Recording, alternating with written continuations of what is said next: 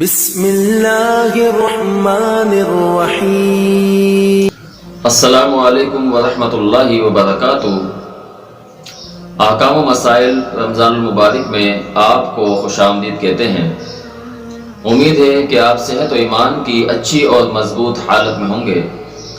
دعا ہے اللہ رب العالمین آپ تمام احباب کو ایسے ہی ہنستا مسکراتا رکھے۔ لیلۃ القدر کے حوالے سے اللہ رب العالمین کا قرآن میں ارشاد ہے، بسم اللہ الرحمن الرحیم، انا انزلناہ فی لیلۃ القدر وما ادراک ما لیلۃ القدر لیلۃ القدر خیر من الف شہر تنزل الملائکۃ والروح فیہا باذن ربہم من کل امر سلام ہی حتی مطلع الفجر۔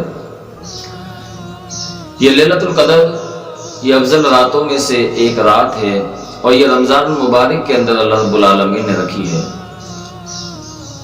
اس رات اللہ رب العالمین نے فرمایا کہ ہم نے قرآن کو اسی رات میں نازل فرمایا، اور یہ لیلۃ القدر 1000 مہینوں کی راتوں کی عبادت سے کئی درجے اعلیٰ ہے، افضل ہے، بہتر ہے۔ 84 سال کچھ مہینے کی عبادت کا اللہ رب العالمین اس بندے کو ثواب عطا فرماتا ہے جو بندہ لیلۃ القدر کی رات کو عبادت کرتا ہے۔ سیدہ عائشہ رضی اللہ تعالی عنہ سے بخاری کے اندر یہ روایت ملتی ہے، فرماتے ہیں کہ رسول اللہ صلی اللہ علیہ وسلم نے فرمایا، من قام لیلۃ القدر ایمانا و احتسابا غفر له ما تقدم من ذنبی، کہ جس شخص نے لیلۃ القدر کا قیام کیا تو اللہ رب العالمین اس کے سابقہ گناہوں کو معاف فرما دیتے ہیں، بشرط کہ ایمان کی حالت میں، احتساب کی حالت میں اللہ رب العالمین پہ ایمان پختہ ہو اور ثواب کی نیت ہو، اللہ رب العالمین اس بندے کے سابقہ تمام گناہوں کو معاف فرما دیتے ہیں۔ اس لیلۃ القدر کو جناب رسول اللہ صلی اللہ علیہ وسلم نے تلاش کرنے کا حکم دیا ہے۔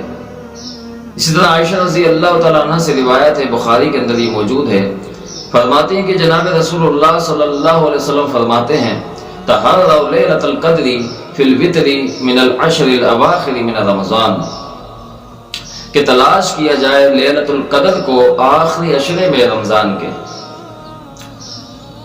21، 23، 25، 27 اور 29 ان راتوں کے حوالے سے آتا ہے کہ لیلۃ القدر انہی راتوں میں سے ایک رات میں ہوتی ہے۔ ان راتوں کو جاگ کر گزارا جائے، عبادتیں کی جائیں، ذکر و اذکار کیا جائے، تلاوت قرآن کیا جائے اور اس میں نوافل کا اہتمام کیا جائے، اللہ رب العالمین سے دعائیں مناجات کی جائیں۔ نبی علیہ الصلوۃ والسلام جب یہ لیلۃ القدر کی رات آتی یا آخری عشرہ آتا، سیدہ عائشہ رضی اللہ تعالیٰ عنہ فرماتی ہیں کہ آپ علیہ الصلوۃ والسلام اپنی کمر کو کس لیتے تھے اور پھر خود بھی جاگتے تھے، اپنے اہل و عیال کو بھی اس رات کی عبادت کی طرف ترغیب دلاتے تھے۔ یہی عمل مسنون ہے کہ خود بھی عبادت کی جائے اور اپنے ساتھ ساتھ اپنے اہل و عیال کو، اپنے بیوی بچوں کو بھی، اپنے بہن بھائیوں کو بھی اس کی ترغیب دلائی جائے۔ یہ افضل رات ہے۔ اس رات میں اللہ رب العالمین نے قرآن نازل فرمایا، اس رات میں جبریل امین نازل ہوتے ہیں، فرشتے نازل ہوتے ہیں اور اللہ رب العالمین کی طرف سے تمام امر، تمام حکم لے کے نازل ہوتے ہیں، اور عشاء کی نماز سے لے کے فجر کی نماز تک یہ رات مکمل سلامتی والی رات ہے۔ خاص رات کر لینا 21، 23 یا 25 یا 27ویں رات یا 29ویں رات، کوئی بھی رات کو خاص کر لینا کہ جناب اس ہی رات کو عبادت کی جائے، یہ لیلۃ القدر ہے، ایسا کہیں بھی نہیں ملتا۔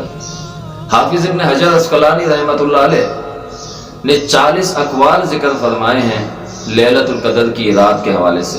اسی طرح امام شوکانی رحمۃ اللہ علیہ نے 45 کے قریب اقوال ذکر فرمائے ہیں کہ وہ کون سی رات ہے۔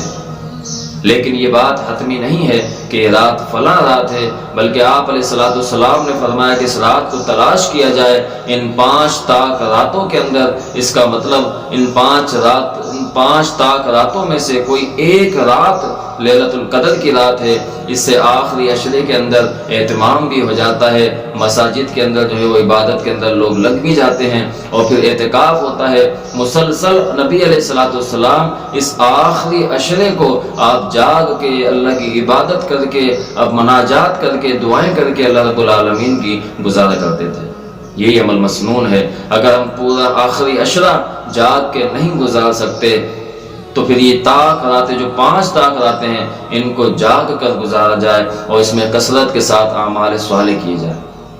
سیدہ عائشہ رضی اللہ تعالیٰ عنہ جناب رسول اللہ صلی اللہ علیہ وسلم سے پوچھتی ہیں کہ اللہ کے نبی جی، اگر میں اس رات کو پا لوں تو کون سا عمل کروں؟ نبی علیہ الصلوۃ والسلام فرماتے ہیں کہ عائشہ، اگر تو اس رات کو پا لے تو تو نے پھر اللہ رب العالمین سے یہ دعا ضرور کرنی ہے۔ وہ دعا کون سی ہے؟ آئیے وہ دعا میں بھی سیکھوں، آپ بھی سیکھیں، اور اپنے ہم اہل و عیال کو وہ دعا سکھائیں۔ وہ دعا پڑھنی اللہ رب العالمین کے ہاں بخشش، اللہ تعالیٰ کے ہاں بخشش حاصل کرنے کا ایک بہت بڑا ذریعہ ہے۔ وہ دعا ہے اللہم انکا عفو تحب العفو فاعف عنا۔ ترجمہ کہ اللہ آپ معاف کرنے والے ہیں، معافی کو پسند فرمانے والے ہیں، بس ہمارے گناہوں کو معاف فرما دیجیے۔ محترم سامعین و ناظرین، ہمیں ان راتوں کو اہمیت دینی چاہیے اور اللہ رب العالمین سے بخشش، رحمتیں اور مغفرت حاصل کر لینی چاہیے۔ نہ جانے اس کے بعد رمضان ہمیں نصیب ہو یا نہ ہو، اس رمضان کو غنیمت سمجھتے ہوئے اللہ رب العالمین کو منا لیا جائے، اللہ کو راضی کر لیا جائے، اور یہ اپنے حصے میں نامہ اعمال میں 84 سال کی عبادت کا ثواب لکھوانے کا ایک بہترین نایاب موقع ہے۔ اللہ رب العالمین سے دعا ہے کہ اللہ رب العالمین ہم سب کو سمجھ کی عمل کی توفیق عطا فرمائے۔ السلام علیکم ورحمۃ اللہ وبرکاتہ۔